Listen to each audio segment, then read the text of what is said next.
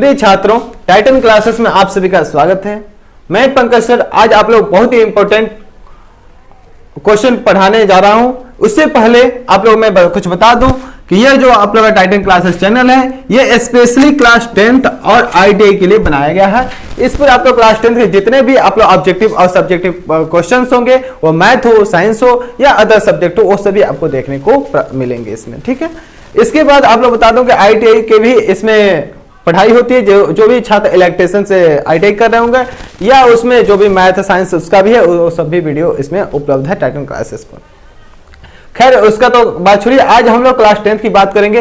इसमें आप लोग को क्लास 10th में आपको सबसे ज्यादा फोकस किस पर करना है, तो अगर बात करें तो ऑब्जेक्टिव भी 50% होता है और सब्जेक्टिव भी 50% होता है। तो हम लोग फोकस दोनों पर करना है, केवल ऑब्जेक्टिव और केवल सब्जेक्टिव नहीं, फोकस हम लोग दोनों पर करना है। थ्योरी भी पढ़ना, ऑब्जेक्टिव भी पढ़ना है। ठीक है, और यदि आप लोग अपना एक लक्ष्य लेकर चलते हैं, अगर मिशन लेकर चलते हैं कि आपको 450 प्लस ऊपर अंक लाना है, तो आप लोग टाइटन क्लासेस चैनल पर बने रहिए। और यह निश्चित रूप से यदि आप सभी वीडियो आप लोग देखते हैं, एग्जाम तक देखते हैं, क्योंकि आपको डेली कुछ ना कुछ वीडियो आपको मिलेगा, हर सब्जेक्ट से मिलेगा वीडियो, और तो आपका जो लक्ष्य है वो जरूर प्राप्त होगा, 450 प्लस जरूर आएगा। एक बार आप कोशिश करके देखिए, क्योंकि आप लोग पता है ना, कोशिश करने वालों की कभी हार नहीं होती है। उसी तरह आप एक बार कोशिश कीजिए, टाइटन क्लासेस चैनल पर जितने वीडियो उसे देखिए और समझिए, निश्चित रूप से आपका भी 450 प्लस यानी 90% प्लस नंबर जरूर आएगा। ठीक है, तो आज हम लोग क्लास 10th में जो केमिस्ट्री जो हम लोग का सब्जेक्ट है केमिस्ट्री, इसमें जो लेसन 1 है, लेसन 1, इसमें जितने भी ऑब्जेक्टिव इंपॉर्टेंट प्रश्न है, लेसन 1 के जितने भी ऑब्जेक्टिव क्वेश्चन है, जो जितने इंपॉर्टेंट जो फाइनल एग्जाम में आने वाला प्रश्न है, उसके बारे में हम लोग अध्ययन करेंगे। तो चलिए अब हम लोग देखते हैं डिस्प्ले पर कौन कौन इंपॉर्टेंट क्वेश्चन है। प्रिय छात्रों, आज हम लोग क्लास 10th का जो केमिस्ट्री का पहला चैप्टर है रासायनिक अभिक्रिया और समीकरण, इसमें जितने भी इंपॉर्टेंट ऑब्जेक्टिव है उसको हम लोग अध्ययन करेंगे। चलिए सबसे पहले शुरुआत करते हैं हम लोग क्वेश्चन नंबर फर्स्ट से।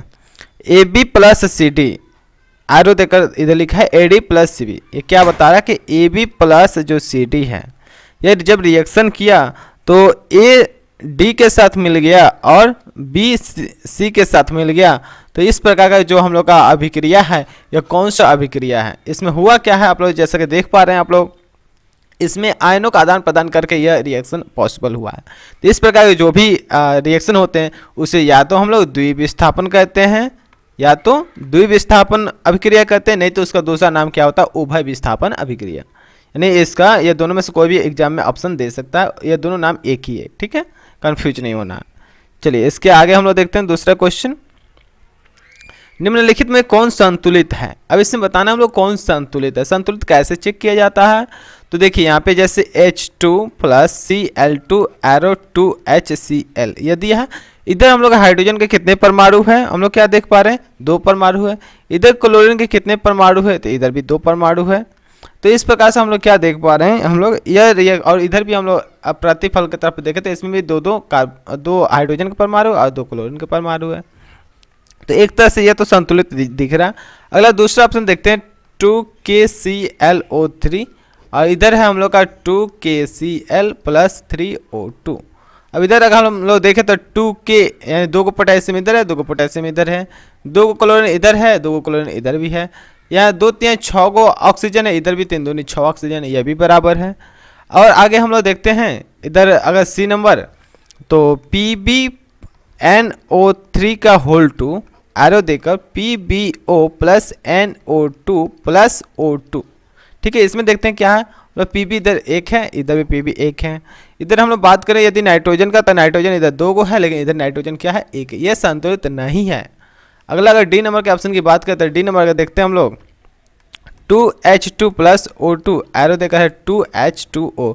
तो इसमें हम लोग क्या देख पा रहे हैं, LHS में भी अगर हाइड्रोजन की संख्या 2 दूनी 4 है और ऑक्सीजन भी कितना है, 2 है, ऑक्सीजन 2 है। और RHS में इधर प्रतिफल में देखते हैं तो 2 दूनी 4 हाइड्रोजन है और 2 ऑक्सीजन है। इस प्रकार से हम लोग क्या देख पा रहे हैं कि ये 3 को जो रासायनिक अभिक्रिया या फर्स्ट, सेकेंड और फोर्थ, यह हम लोग संतुलित है, और थर्ड नंबर यह संतुलित नहीं है। तो ये क्वेश्चन में लिखा है निम्नलिखित में से कौन संतुलित है। थोड़ा सा आप लोग सुधार करना, हो सकता है ये मिस प्रिंट हुआ होगा, कौन संतुलित नहीं है, क्योंकि एक ही ऑप्शन है जो संतुलित नहीं, बाकी तीनों संतुलित है। आप लोग देख पा रहे हैं, मैंने यहाँ डिटेल में समझा भी दिया है कैसे समीकरण को संतुलित करते हैं। ठीक है, इसका मतलब यह क्वेश्चन निम्नलिखित में से कौन समीकरण संतुलित नहीं है, तो ऑप्शन नंबर कौन हो जाएगा, हम लोग का C हो जाएगा। ठीक है, निम्नलिखित में से कौन संतुलित समीकरण है। अब चलिए इसको देखते हैं हम लोग। इसमें से सेम यही प्रोसेस है जैसे आप लोगों को मैंने समझाया है, सेम इसी प्रोसेस से आप लोग भी इसको करके देख सकते हैं। इसमें से कौन संतुलित है चेक करना ना। चलिए इसको भी एक बार और मैं समझा देता हूँ। थोड़ा सा वीडियो लंबा हो सकता है लेकिन ऐसा कोई नहीं समझाएगा, इसलिए मैं इसको डिटेल में समझा रहा हूँ ताकि सभी जो नए जुड़े होंगे छात्र वो भी इसको अच्छा से समझ सकते हैं। ठीक है, Fe plus Cl2 equal to Fe और Cl3। आप लोग देख पा रहे हैं इधर Cl2 है इधर Cl3, ये तो ऐसे संतुलित नहीं है। दूसरा है NH4NO2 arrow N2 plus 2H2O। इधर देख रहे हैं N एक यहाँ है एक यहाँ है, 2 नाइट्रोजन तो 2 नाइट्रोजन इधर भी है। हाइड्रोजन यहाँ 4 है तो यहाँ दो दूनी हाइड्रोजन 4 है। ऑक्सीजन यहाँ पे O2 यानी 2 है तो इधर भी 2 ऑक्सीजन ऑलरेडी है, यानी ये संतुलित, यानी ऑप्शन नंबर बी हम लोग का क्या है, यह संतुलित है। इसी तरह आप लोग जब आगे देखिएगा तो देखिए यहाँ पे O2 है, यहाँ पे क्या है O3, तो संतुलित नहीं है। इधर क्या हम लोग का KBr है, एक ब्रोमीन है, और इधर आप लोग देख पा रहे हैं Br2 यानी 2 ब्रोमीन है, तो ये अभी संतुलित नहीं, यानी ऑप्शन नंबर बी हम लोग क्या है, संतुलित है। ठीक है, चलिए आगे बढ़ते हैं हम लोग। आगे देखिए चौथा नंबर क्वेश्चन, थोड़ा सा इसको जूम करते हैं। चलिए अब थोड़ा सा और साफ आप लोगों को दिख रहा होगा इसलिए मैंने जूम किया इसे। निम्नलिखित में से कौन समीकरण संतुलित है। ठीक है, अब इसमें बताना है कौन संतुलित है। आप लोग ध्यान से देखिए, यहीं पे आप दिख जाएगा, लिखना नहीं पड़ेगा। O2 इधर क्या है, ऑक्सीजन 1 है, यानी संतुलित नहीं है। यहाँ पे हाइड्रोजन इधर 2 गो है, क्लोरीन 2 गो है, इधर 1 है, ये भी संतुलित नहीं है। Fe 1 है, Cl2 2 है, और इधर आप लोग Cl देख रहे हैं तो 1 है, ये भी संतुलित नहीं है। आगे है इसमें Zn, तो इधर भी देखिए Zn है, और H2 तो 2 हाइड्रोजन इधर भी H2 है, और SO4 है तो SO4 है। इस प्रकार से हम लोग क्या देख पा रहे हैं, ऑप्शन नंबर डी क्या है, संतुलित है। तो इसमें 5वां नंबर जो हमारा क्वेश्चन है ये क्या है कि समीकरण 2Cu और प्लस O2 है इज इक्वल टू 2CO। ये देख पा रहे हैं आप लोग, 2Cu plus O2 is equal to CuO। तो ये किस प्रकार की अभिक्रिया है, इसमें क्या देख पा रहे हैं आप लोग, इसमें ऑक्सीजन की क्या हो रही है, वृद्धि हो रही है ना। अगर ऑक्सीजन का जिसमें वृद्धि होती है उसे हम लोग क्या कहते हैं, ऑक्सीकरण कहते हैं। ठीक है, तो इस प्रकार से हम लोग का सही आंसर कौन सा हो जाएगा, यह ऑक्सीकरण। जिस रासायनिक समीकरण में अगर ऑक्सीजन की वृद्धि होती है उस प्रकार के जो रासायनिक समीकरण होते हैं वो क्या होता है, ऑक्सीकरण होते हैं। ठीक है, चलिए आगे देखते हैं हम लोग। अभिक्रिया जो Fe2O3 प्लस 2Al है, इधर क्या Al2O3 और प्लस 2Fe है।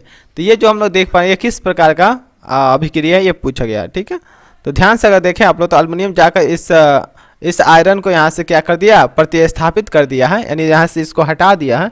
अगर इस प्रकार का अभिक्रिया का हम लोग बात करें तो अगर जिस रासायनिक अभिक्रिया में कोई एक तत्व है या मतलब अगर समूह उसका है, अगर उस किसी दूसरे तत्व को वहाँ से रिमूव करता है, हटाता है, तो उस प्रकार का अभिक्रिया को हम लोग क्या कहते हैं, विस्थापन अभिक्रिया कहते हैं। ठीक है, इस प्रकार से हम लोग कौन सा आंसर सही हो जाएगा, विस्थापन अभिक्रिया।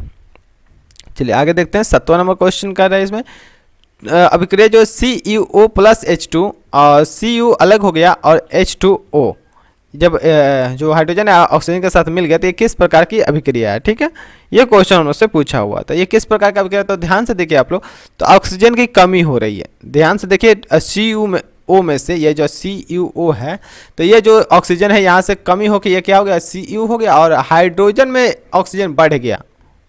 ठीक है, तो अगर यहाँ पे CuO जो है हम लोग ऑक्सीजन का यहाँ से कमी होकर क्या बचा है, हमारा केवल Cu बचा है, इसलिए इस प्रकार का अभिक्रिया का हम लोग कहते हैं अपचयन अभिक्रिया। जिसमें ऑक्सीजन की कमी होती है वह कैसा अभिक्रिया होता है, अपचयन अभिक्रिया होता है। 8वां नंबर क्वेश्चन, निम्नलिखित में कौन उपचायक है। उपचायक का मतलब जो ऑक्सीडेशन का कार्य करता है उसे हम लोग क्या कहते हैं, उपचायक कहते हैं। तो उपचायक का काम कौन कर सकता है, तो जो ऑक्सीजन होगा वही तो उपचायक का काम करेगा। तो इस प्रकार से हम लोग कौन सा सही हो जाएगा, ऑप्शन नंबर सी सही हो जाएगा, यानी ऑक्सीजन क्या है, उपचायक का कार्य करता है। सेम उसी तरह आगे कारक है, निम्नलिखित में से कौन ऑक्सीकारक है। सेम उसी तरह से यहाँ पे फिर से क्वेश्चन किया कि कौन ऑक्सीकारक है। ऑक्सीकारक कौन है, जो ऑक्सीजन होगा तभी तो ऑक्सीकारक का कार्य करेगा, यानी ऑप्शन नंबर डी होगा, O2। इसी तरह आगे 10वां नंबर क्वेश्चन देखते हैं हम लोग।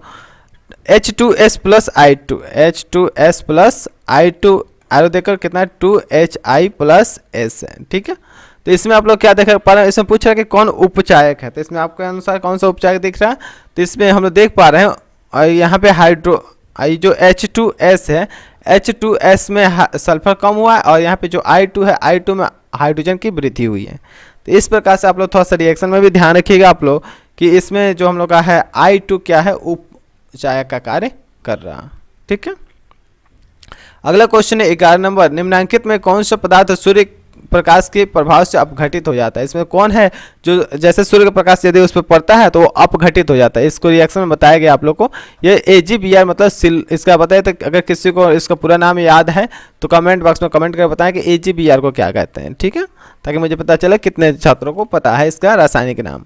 तो AgBr मतलब सिल्वर ब्रोमाइड। ये क्या है हम लोग का? सिल्वर ब्रोमाइड है। यह जो हम लोग का जैसे सूर्य का प्रकाश इस पर पड़ता है यह अपघटित हो जाते हैं, टूट जाता है। ठीक है, आगे है कि वर्ण में रासायनिक अभिक्रियाओं को व्यक्त किया जाता है। रासायनिक अभिक्रिया को किससे व्यक्त किया जाता है? तो जितनी भी रासायनिक अभिक्रिया उस समीकरण के द्वारा व्यक्त किया जाता है। ठीक है, 13 नंबर क्वेश्चन क्या कर रहा हूँ, जब सोडियम हाइड्रोक्साइड जिंक से अभिक्रिया करता है तो कौन सा उत्पाद बनाता है? ठीक है, इसने क्या पूछा, जैसे सोडियम हाइड्रोक्साइड यानी NaOH है, अगर इसको हम लोग जिंक के साथ अभिक्रिया कराएं तो यह रिएक्शन के बाद आउटपुट में क्या देगा? ठीक है, यही क्वेश्चन इसमें पूछा गया। ठीक, तो हम लोग जानते हैं कि इसमें जब सोडियम हाइड्रोक्साइड जब जिंक के साथ अभिक्रिया करेगा तो सोडियम जिंकेट बनाएगा प्लस हाइड्रोजन गैस बनाएगा। तो अब इसी में ऑप्शन में से हम लोग को खोज लेना है कौन सा ऑप्शन सही है। ठीक है, तो इसमें से हम लोग का सबसे सही आंसर हो जाएगा हम लोग का यस Na2ZnO2 प्लस H2। ठीक है, ये हम लोग का सही आंसर हो जाएगा। उसके बाद है अगला क्वेश्चन 14 नंबर, निम्नलिखित में से कौन सा उत्पाद लेड नाइट्रेट को गर्म करने पर प्राप्त होता है? कौन है उत्पाद जो लेड नाइट्रेट को यदि हम लोग गर्म करते हैं तो उससे हम लोग को प्राप्त होता है? इसमें से कौन सा उत्पाद है बताना आप लोग को। ठीक है, इसमें हम लोग का सही आंसर हो जाएगा NO2 प्लस O2। ठीक है, NO2 प्लस O2 जो है ये जो उत्पाद है लेड नाइट्रेट को गर्म करने से प्राप्त होता है। 15 नंबर क्वेश्चन है, समीकरण जो CaCO3 है और आगे देखा CaO है प्लस CO2 है, ये किस प्रकार का समीकरण है? ठीक है, यही पूछा है। तो आप लोग देख पा रहे हैं CaCO3 है, यह एक बड़ा सा यौगिक है। ये टूट कर बनाया है, दो अलग अलग कंपाउंड का निर्माण किया CaO और CO2। ये टूट कर बना है ना, तो अगर टूट कर बना तो इसे हम लोग क्या कहते हैं? वियोजन अभिक्रिया के नाम से जानते हैं, क्योंकि ये टूट कर बना तो इसलिए इसका नाम क्या है? वियोजन अभिक्रिया। ठीक, चलिए उसी तरह आगे देखते हैं निम्नलिखित में से कौन सा सही है। अब इसमें कौन सही है? Na2CO3 × 5 वाटर कि Na2CO3 × 10 वाटर की Na2CO3 × 7 वाटर की Na2CO3 × 2 वाटर? इसमें से कौन सा सही है? मतलब एक यौगिक का निर्माण करता है तो हम लोग जानते हैं Na2CO3 × 10 वाटर, यह हम लोग का एक यौगिक का नाम है। अगर जिन छात्रों को पता है यह यौगिक कौन सा है तो आप लोग कमेंट बॉक्स में कमेंट कर बताइए कि यह कौन सा यौगिक। ठीक है, यह आपके लिए है, कमेंट में बताइए कि यह कौन सा यौगिक है। ठीक है, नेक्स्ट वीडियो में मैं इसे बता दूंगा। अगर कभी अगला जो मैं बनाता हूँ ना केमिस्ट्री में तो उसमें समझा दूंगा इसका नाम क्या, तब तक मुझे पता चले आप लोग को इसमें से किसको पता है कमेंट कीजिए।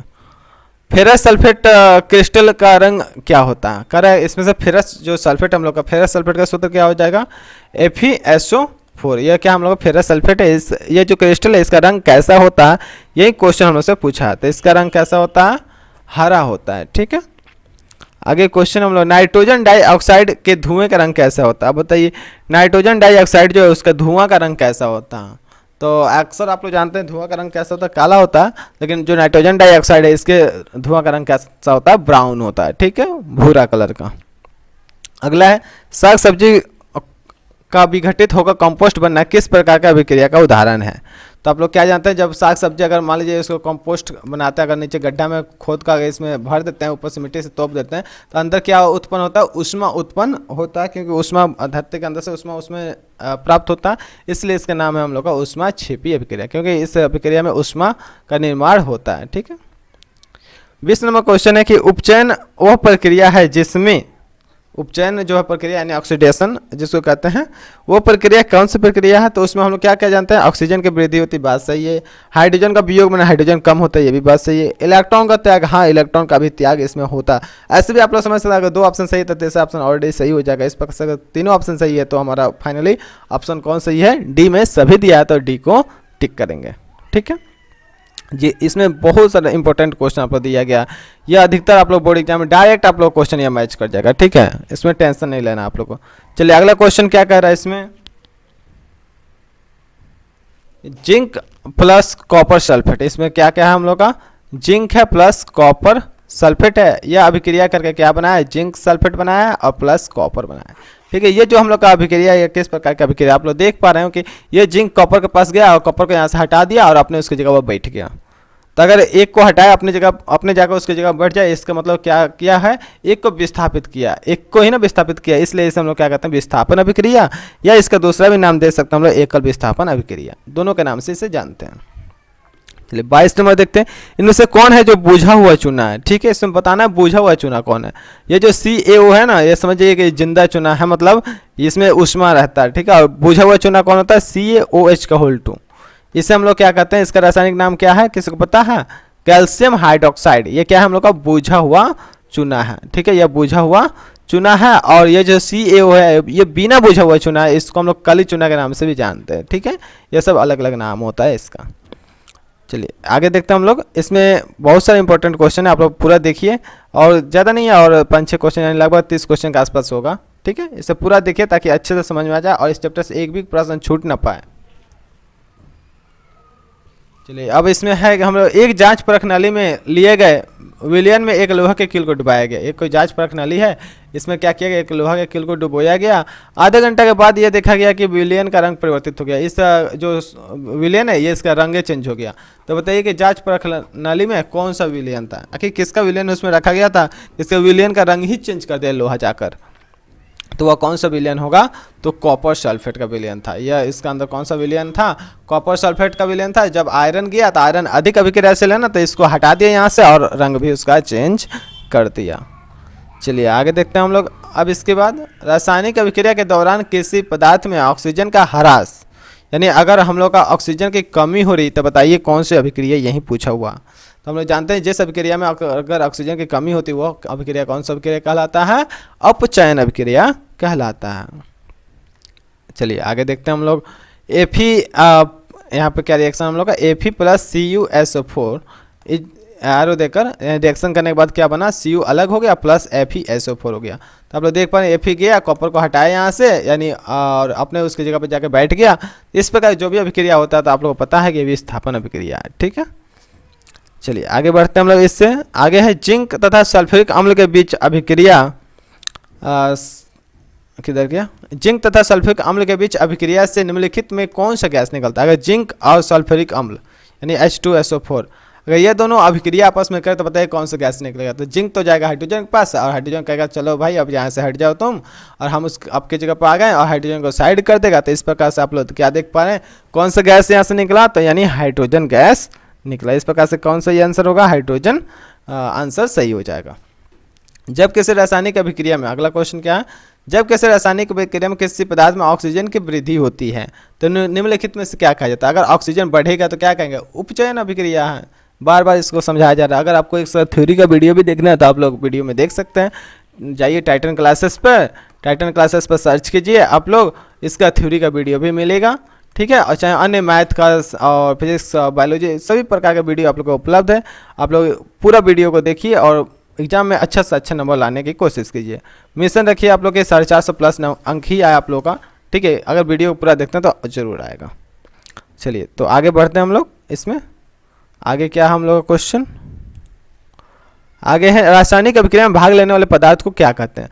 जो रासायनिक अभिक्रिया में भाग लेता है उस पदार्थ को क्या कहते हैं बताइए। तो अभिकारक कहते हैं कि उत्पाद कहते हैं कि अभिकारक और उत्पाद दोनों कहते हैं कि इनमें से कोई नहीं। तो जो रासायनिक अभिक्रिया में भाग लेता है उसे क्या कहते हैं हम लोग, अभिकारक। और जो रासायनिक अभिक्रिया के बाद बनता है उसे क्या कहते हैं हम लोग, उत्पाद। यानी इसका आंसर क्या हो जाएगा, अभिकारक। ठीक है, चलिए आगे देखते हैं हम लोग। 29 नंबर क्वेश्चन क्या है, थोड़ा सा जूम करते हैं इसे। 29 नंबर क्वेश्चन है 2H2O यानी दो जल के परमाणु, जो दो जल के अणु है प्लस क्या है O2 है, मिलकर क्या बनाया 2H2O। थोड़ा सा आप लोग ध्यान से देखें तो इसमें कुछ मिस्टेक है, आप लोग ध्यान से देखें तो यहाँ पे O नहीं रहेगा। ठीक है, 2H2 + O2 ठीक है इज इक्वल टू 2H2। ठीक है, ध्यान रखिएगा आप लोग। अगर कुछ एरर आता है मान लीजिए टाइपिंग में तो आप लोग जब यहाँ पढ़ा रहा हूँ तो मैं उसे समझा दूंगा। यहाँ पे 2H2 क्यों रहेगा और O2 रहेगा। ठीक है, तो यह जो हम लोग किस प्रकार का अभिक्रिया का उदाहरण है, तो हम लोग क्या देख पा रहे हैं कि हाइड्रोजन और ऑक्सीजन दोनों मिलकर किस चीज़ का निर्माण किया, एक बड़ा यौगिक का निर्माण किया। तो जैसे रासायनिक अभिक्रिया में अगर दो यौगिक या दो से अधिक यौगिक अगर आपस में मिलकर एक बड़े यौगिक का निर्माण करते हैं, इस प्रकार की रासायनिक अभिक्रिया को हम लोग क्या कहते हैं, संयोजन अभिक्रिया कहते हैं। इस प्रकार से आंसर कौन सा सही हो जाएगा हम लोग का, संयोजन अभिक्रिया। चलिए नीचे देखते हैं हम लोग आगे। 30 नंबर क्वेश्चन है, कौन निम्न में से कौन विस्थापन अभिक्रिया का एक उदाहरण है? इसमें से कौन है जो विस्थापन अभिक्रिया का एक उदाहरण है?